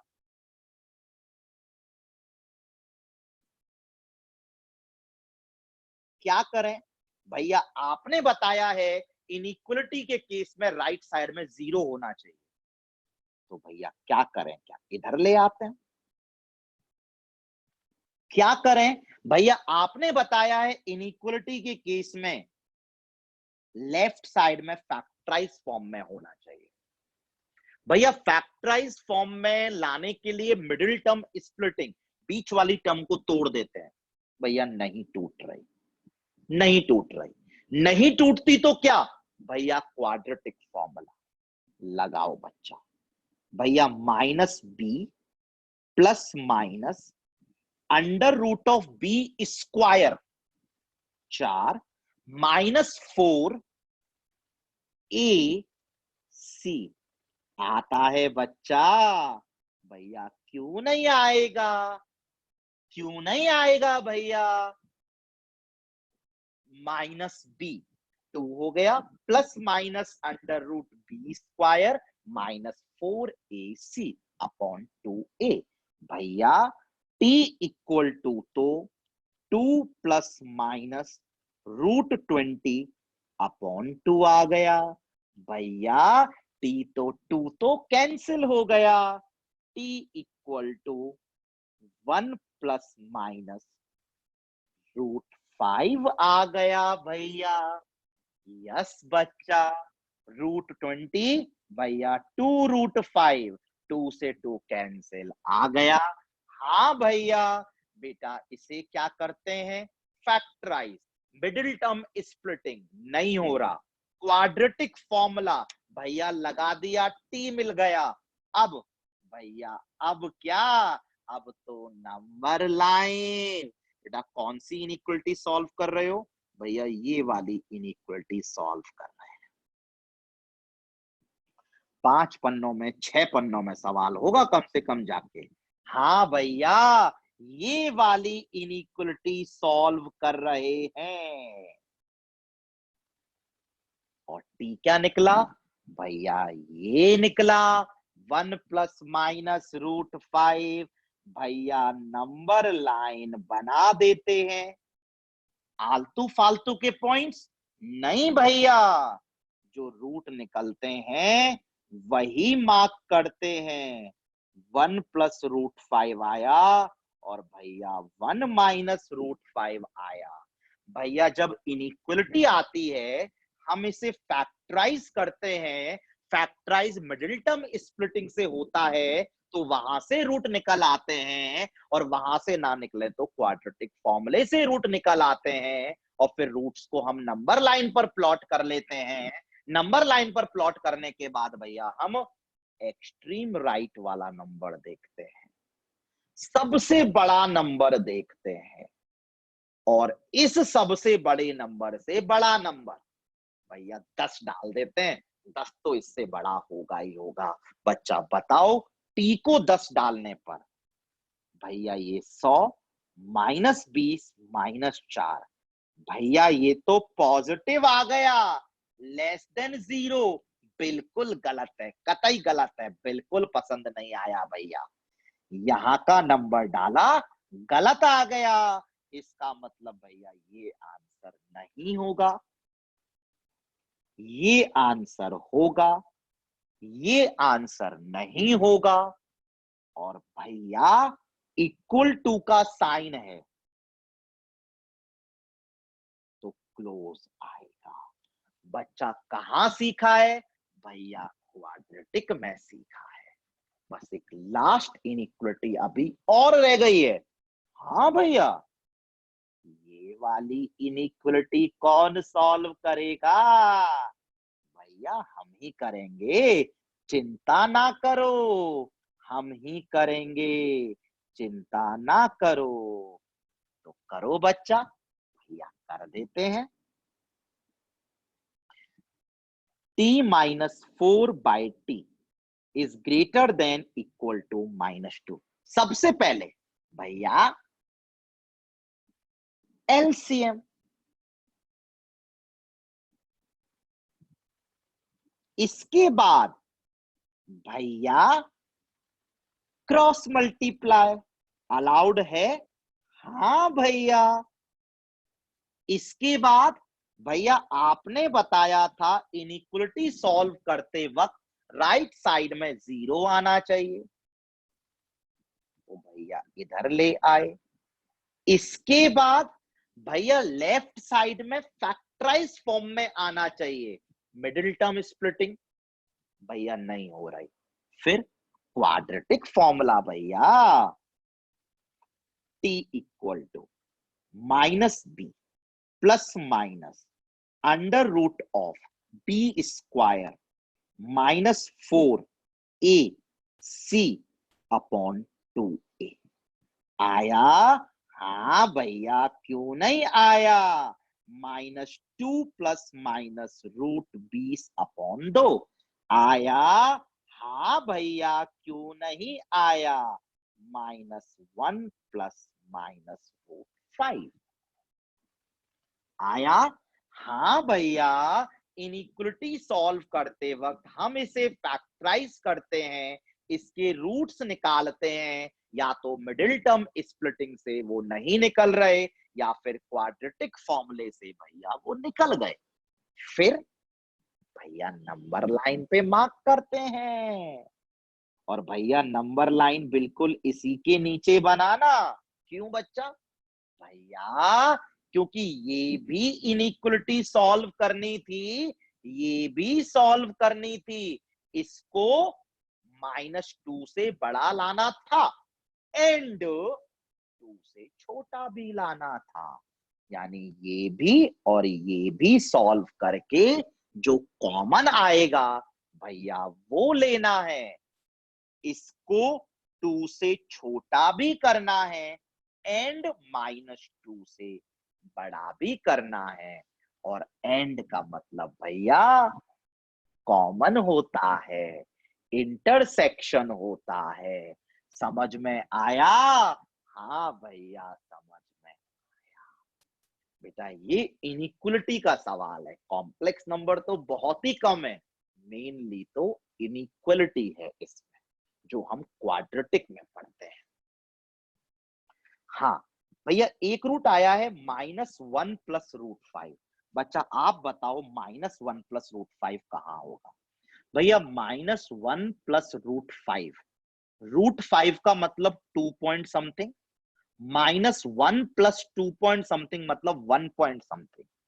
भैया -1 प्लस रूट 5 यहां होगा पक्का? हाँ भैया हाँ, रूट 5 2 पॉइंट समथिंग है तो भैया ये 3 पॉइंट हुआ, और भैया ये 2 पॉइंट है तो भैया ये 1 पॉइंट हुआ, तो भैया इससे पहले ही आएगा, बिल्कुल सही है। और भैया ये तो नेगेटिव नंबर है, 1 - 2 -1 आ गया। हाँ भैया, क्यों नहीं आया?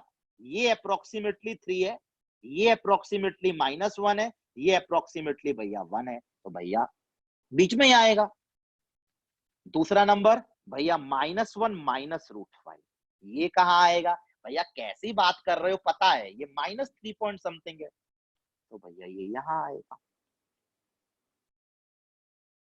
आ रहा है? हाँ भैया, क्यों नहीं आ रहा है? चिंता ही ना करो। एक्सट्रीम राइट सबसे बड़ा, इससे बड़ा 10 डाल के चेक कर लेते हैं। भैया अगर 10 डाला तो 100 आ गया, प्लस 20 आ गया, -4 आ गया। भैया पॉजिटिव आ रहा है ये। भैया पॉजिटिव ग्रेटर देन 0 बिल्कुल सही है भैया, बिल्कुल सही है। भैया इधर का आंसर डाला और बिल्कुल सही आ गया, इसका मतलब ये आंसर है। भैया ये आंसर नहीं है, तो भैया ये आंसर है। और भैया क्लोज लगा हुआ है, इक्वल टू का साइन लगा हुआ है भैया, तो क्लोज आ गया। अब बताओ बच्चा, इस प्रॉब्लम में आपने कितनी नंबर लाइन सॉल्व करी? भैया हमने इस प्रॉब्लम में सॉरी बच्चा, इस प्रॉब्लम में आपने कितनी इनइक्वलिटी सॉल्व करी? भैया हमने 3 इनइक्वलिटी सॉल्व करी। पहली ये वाली, इसका आंसर तो भैया टी बिलोंग्स टू आर आ गया था, मतलब ये तो आप आराम से बैठा है, इसकी मर्जी से तो आप कुछ भी लो जो आपका मन करे, टी बिलोंग्स टू आर कुछ भी ले लो जो मन करे। और भैया जब ये इनइक्वलिटी सॉल्व करी तो इसने 2 इनइक्वलिटी और दे दी थी भैया, ये 2 सॉल्व करी, तो भैया अब हमें आंसर मिलने वाला है। भैया कॉमन पोर्शन ये वाला आ गया। भैया this is the common portion. और ये उन बच्चों को तो बहुत अच्छे से समझ में आ जाएगा जिन्हें इनइक्वलिटी सॉल्व करना आता है। हाँ भैया, इस सवाल में आपने कॉम्प्लेक्स नंबर तो कुछ लगाया ही नहीं, सारा इनइक्वलिटी इनइक्वलिटी इनइक्वलिटी इनइक्वलिटी चलता जा रहा है भैया। भैया हो गया सवाल सॉल्व, टी का इंटरवल आ चुका है भैया, साफ साफ दिख गया है भैया, टी का इंटरवल आ गया है भैया, साफ साफ दिख गया है भैया, टी का interval is coming out to be -1 plus √5 से 1 plus √5।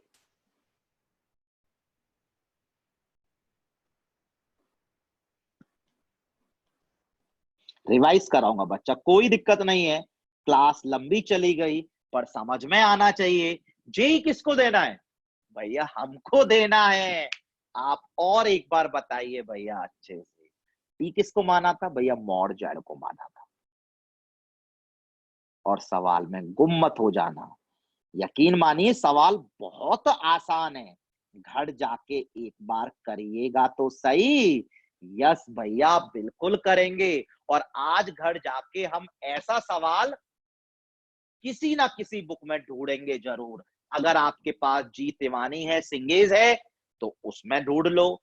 R D Sharma objective है तो उसमें ढूंढ लो। अगर विद्या मंदिर क्लासेस की वर्कबुक है तो उसमें ढूंढ लो। मतलब जो बुक मिले, अरियंत है तो उसमें ढूंढ लो, एमएल खन्ना है उसमें ढूंढ लो, एदास गुप्ता है उसमें ढूंढ लो। हर बुक में ये सवाल आपको मिल जाएगा। क्या पूछा था भैया? सवाल हो गया, मॉड जेड का मैक्सिमम वैल्यू भैया 1 प्लस √5 आ गया, और भैया मॉड जेड का मिनिमम वैल्यू -1 प्लस √5 आ गया। ये पता लग गया? हाँ भैया, मॉड जेड अगर यहां से लेकर यहां तक गया है, इसका मतलब ये उसकी मैक्सिमम वैल्यू है और ये उसकी मिनिमम वैल्यू है। हो गया भैया सवाल। बेटा आपको पता है, ये सवाल में कॉम्प्लेक्स नंबर तो सिर्फ पहली लाइन में लगा। हाँ भैया, उसके बाद तो पूरा का पूरा इनइक्वलिटी पहली पहली लाइन में कॉम्प्लेक्स नंबर लगा, ट्राइंगल इनइक्वलिटी। उसके बाद तो सारा का सारा जो बेसिक इनइक्वलिटीज होती हैं, क्वाड्रेटिक में जो पढ़ते हैं, वो लगा इस सवाल। तो एक बार रिवाइज कराओगे? बिल्कुल कराऊंगा बच्चा, बहुत प्यार से करते हैं। मॉड के अंदर कॉम्प्लेक्स नंबर की ग्रेटेस्ट एंड लीस्ट वैल्यू पूछा है। मॉड के अंदर कॉम्प्लेक्स नंबर की ग्रेटेस्ट एंड लीस्ट वैल्यू पूछा है भैया। सवाल ट्राइंगल इनइक्वलिटी का है भैया। ट्राइंगल इनइक्वलिटी सबसे पहले लिखते हैं भैया, लिखते हैं। और भैया हमें तुरंत से क्लिक कर गया था कि इस टर्म में एक ही मॉड है, इसका मतलब ये टर्म बीच में आएगी। और भैया बीच में पहला कॉम्प्लेक्स नंबर आता है, फिर प्लस आता है, और फिर दूसरा कॉम्प्लेक्स नंबर आता है। भैया राइट साइड में मॉड टूट जाता है और प्लस आता है, लेफ्ट साइड में भैया मॉड टूट जाता है, मॉड टूट जाता है, और बीच में माइनस आता है, और पूरे का मॉड तो आता है। यस भैया। बेटा इतना मैंने आपको कितनी बार सिखाया है, कॉम्प्लेक्स नंबर में मॉड के अंदर Z1/Z2 आए। हाँ भैया सिखाया है, अलग कर दो। हाँ भैया सिखाया है, अलग कर दो। हाँ भैया सिखाया है, अलग कर दो। तो बेटा मॉड ऑफ -4 भैया 4, mod of Z, mod of Z आ गया। हाँ भैया। अब ये मैंने कितनी बार सिखाया है कि पूरी मैथमेटिक्स पूरी मैथमेटिक्स जो टर्म बार बार बार बार बार बार दिखे, हाँ भैया उसे टी मान लेते हैं। तो ये बार बार दिख रहा था, मैंने टी मान दिया। ये तो 2 सवाल में दिया ही था। अब आ गया ये इनइक्वलिटी का सवाल। पहले ये वाली इनइक्वलिटी सॉल्व करेंगे। जब ये सॉल्व हो जाएगी फिर ये मॉडुलस वाली इनइक्वालिटी सॉल्व करेंगे। तो चलो पहले इस पे फोकस किया। एलसीएम लेंगे, ये तो क्लिक कर ही गया होगा। क्रॉस मल्टीप्लाई क्लिक कर रहा है, लेकिन इनइक्वालिटी के केस में क्रॉस मल्टीप्लाई अलाउड नहीं होता है, बट भैया यहां पे अलाउड हो गया क्योंकि ये नंबर पॉजिटिव है कि मॉड जड़ माना था, क्रॉस मल्टीप्लाई कर दिया। भैया इनइक्वालिटी के केस में राइट साइड में हमेशा जीरो आना चाहिए, तो भैया आ गया। भैया इनइक्वालिटी के केस में हमेशा लेफ्ट साइड में फैक्टराइज फॉर्म में आना चाहिए, तो मिडिल टर्म स्प्लिटिंग भैया नहीं हो रही थी।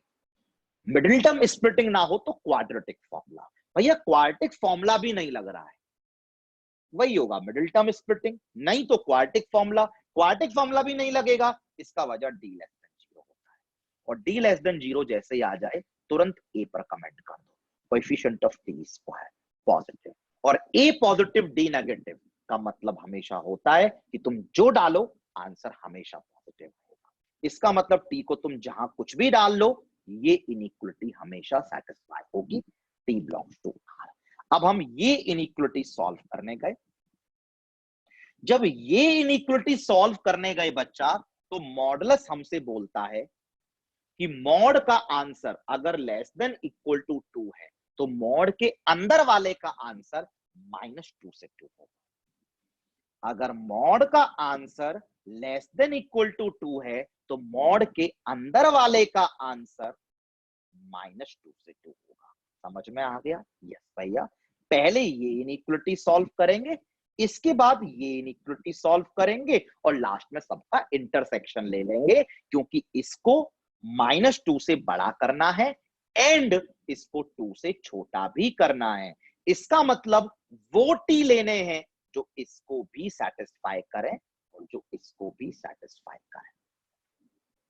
करा, एलसीएम क्लिक कर गया, क्रॉस मल्टीप्लाई क्लिक कर गया, इधर जीरो लाते हैं तो इधर ले आया, लेफ्ट हैंड साइड में factorise form, middle term splitting नहीं हो रही, क्वाड्रेटिक फॉर्मूला लग गया, ये रूट आ गए, और इनइक्वालिटी में रूट आते या तो मिडिल टर्म स्प्लिटिंग से या क्वाड्रेटिक फॉर्मूले से नंबर लाइन पर मार्क कर।